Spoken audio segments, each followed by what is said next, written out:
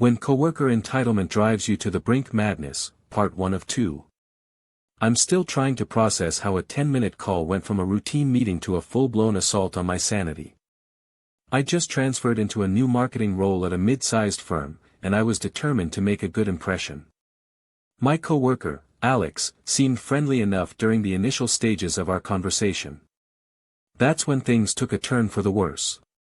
So, we're discussing project details, and Alex starts rambling on about how the team really needed him to take the lead on this particular initiative.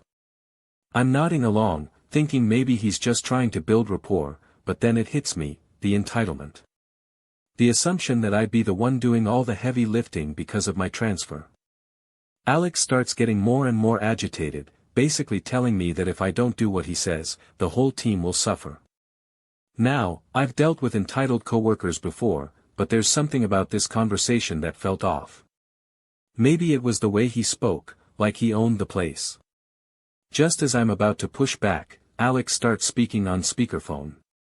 Apparently, his cat had somehow gotten stuck in his keyboard, and he needed my help to figure out what was going on.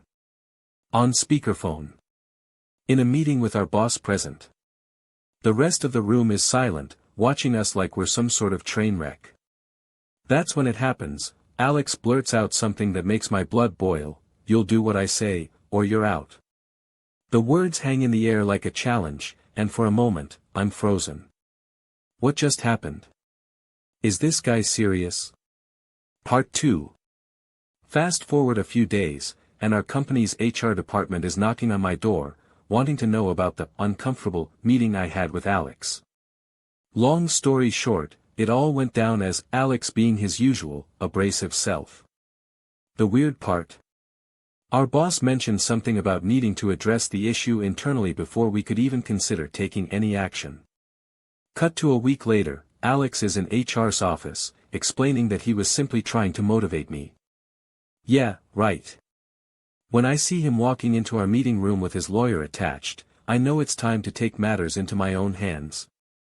The motivation conversation goes awry when the lawyer starts dropping knowledge about workplace harassment laws and Alex's actions being a clear breach of company policy.